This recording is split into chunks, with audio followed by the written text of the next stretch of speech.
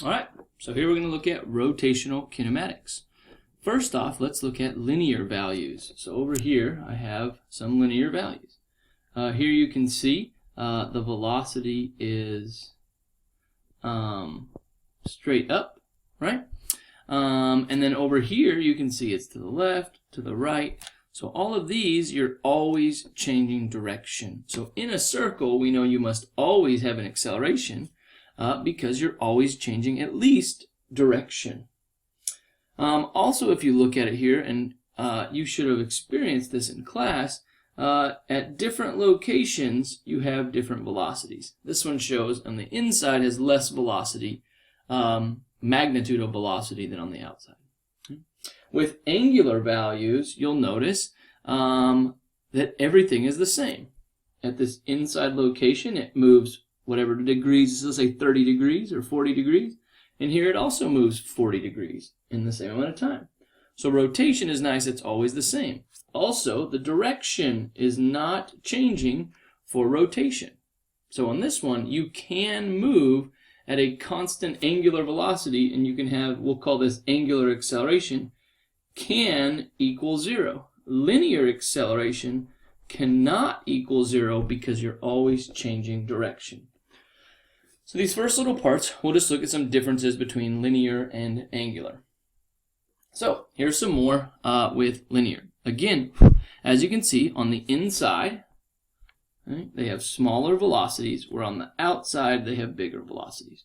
How can that be? Well, it's the same time period, and for linear, the distance you're traveling here is this arc length. Right?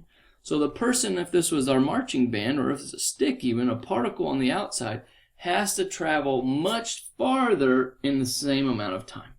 So that's why linear velocity has to be greater. Again, angular velocity is the same because both of these people covered the same angle. Now, with rotations, we're going to look at angular quantities. So we have to be able to relate those. And we're going to now get into radians. Okay? Radians gives us the relationship between S and R. So this is between arc length and radius. So that's what a radian is. It's the ratio of those two. The interesting thing, it is unitless. We just call it a radian, so it has something, because this would be measured in meters, this would be measured in meters, so they go away. Okay? Now, if I wanted to look at the relationship, okay, again, radian will denominate with angle, okay, is equal to S over R, and that's my arc length. Okay? So S is that linear distance that you travel. So for us, we're going to look at it as distance over R, or you could say delta X. Right? So what we're going to start now to look at is look at the change in radians times that R is equal to the distance traveled. Okay? So how can I relate them? Well, let's look at the amount of radians for one rotation. How many radians will I do in a circle? A lot of you should know this by definition. Right? But let's look at it from this equation. So the arc length for a whole circle, okay, that's going all the way around, so that is 2 pi r, or the circumference measured in meters, divided by r here. So I end up with the radians for one rotation equals 2 pi. So you'll end up doing a lot of dimensional analysis here, because we know the relationship for one rotation is 2 pi radians. So one rotation equals 2 pi radians. Right? So that also means 360 degrees equals 2 pi radians. Or if I want to just keep doing some conversions here, I could say 180 degrees equals pi radians, if you turn that term before. And then you can even go down and divide 180 divided by pi, and you'll get the exact amount of degrees per radian. Okay? So those are some things that we'll look at here. Again, this is just showing you that the angles are the same here. So now let's look at a couple more examples here. So on this one, you can see if I wanted to find a problem, I could find out how many radians it went. If I found the time, I could find the velocity. So here, change in radians over change in time, this is angular velocity. Okay? So the cool part is all this stuff is just the exact same as we did before in linear. So if you went back to the top of your page, you can see here I have some stuff. Right? So the relationships, right? In linear, I had distance or x measured in meters. So now that's just theta measured in radians. Velocity now has a new symbol, omega, that's angular velocity. Acceleration, now that's a tangential or straight line acceleration, is proportional or related to alpha, which is an angular acceleration. Time is the same. We just saw that linear values depend on location. Angular is the same anywhere. But the nice part of how that works is now any equation that we had for linear, all I have to do is replace those same variables. So if I wanted to look at this here, I would look at velocity. So velocity I just place with omega. So that's what you can see here. If I wanted to replace change in x, which I have here, I would place with change in theta. And time is the same. And so you can do that for any equation that we have. Another way, if you have one of the values we just saw based off our equation for radians, is this one. Okay? That the radians times r equals linear. So I like to kind of do like a pirate, the angular. Okay? Angular times r equals linear. Okay? So I take my angular quantity, omega, linear velocity, times r, and that will equal my linear value. So that's how we can look at those. Now you gotta be careful, this is only true without slipping. We'll look at that more in class. So now let's look at some of these. Okay? So this problem, if I looked here, I could see, does this have an angular acceleration? Well, if I were just ballparking it, okay, this is how far it moved in time 1. This is how far it moved in time 2. Those look the same.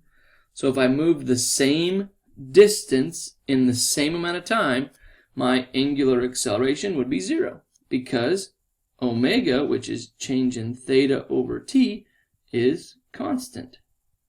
Okay? And alpha means you have to have a change in omega. Now again, if you're like, what the heck just happened? All this is, it's the same as a would be 0 if it was the same case, because a is the change in velocity over time. This is the velocity equals change in x over t. If this was a constant, we know if you have a constant velocity, your acceleration is 0. So we're just doing the same thing for angular. Now, let's try and give a problem to solve. A carousel is initially at rest. At time equals 0, it is given a constant angular acceleration of 0.06. which increases its angular velocity for 8 seconds. What's going on at 8 seconds? So, what values do I have? I have alpha, which is 0.06 radians per second squared.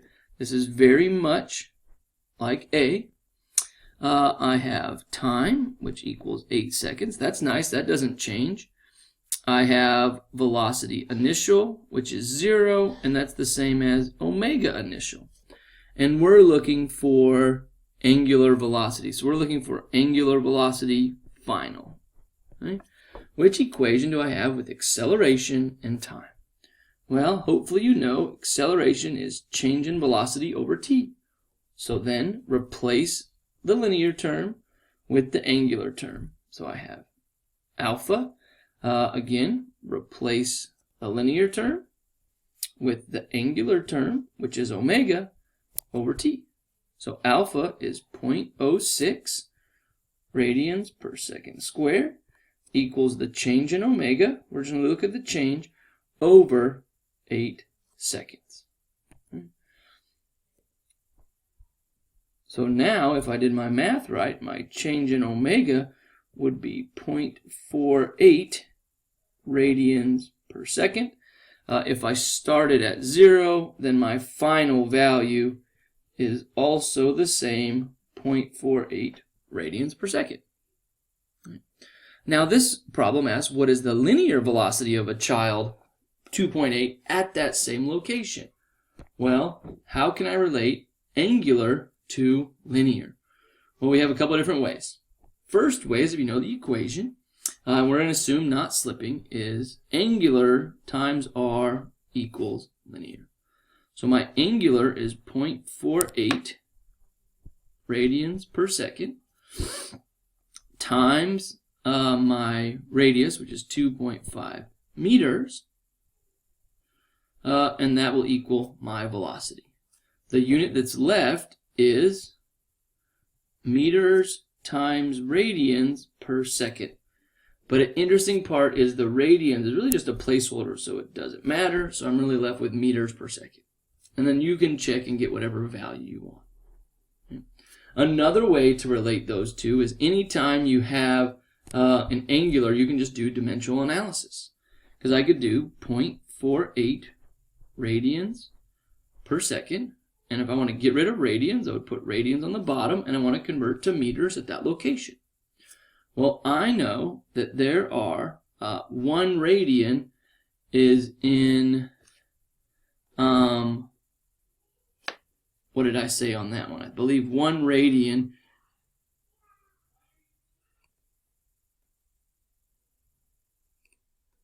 sorry about that. Not 1 radian. I know in 1 circle there are 2 pi radians.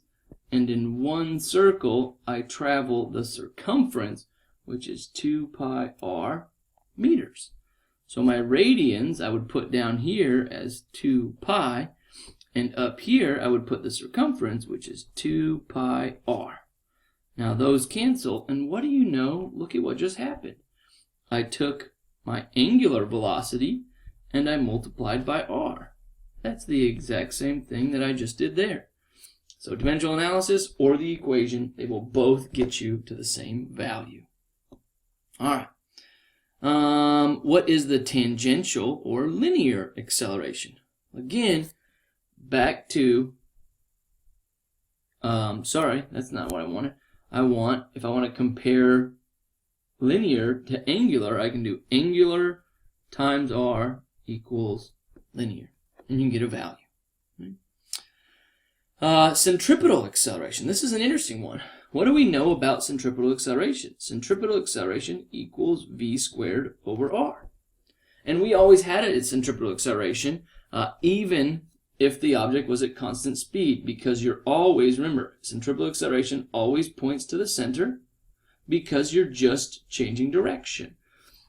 Okay. So on this one, you don't really have a centripetal acceleration with angular. You cannot just put angular centripetal equals v squared over r because you're not changing direction. So that doesn't work. So on this one, what you have to do is you can only then plug in, well, we know these values, but if I wanted to find angular quantities, first you could do AC equals, hey, how could I get to angular quantities if I have linear? Well, let's look right back here. Couldn't v equal omega times r? So I could plug that in here, and omega times r, but I have to square that divided by r, so I get centripetal acceleration equals omega squared times r.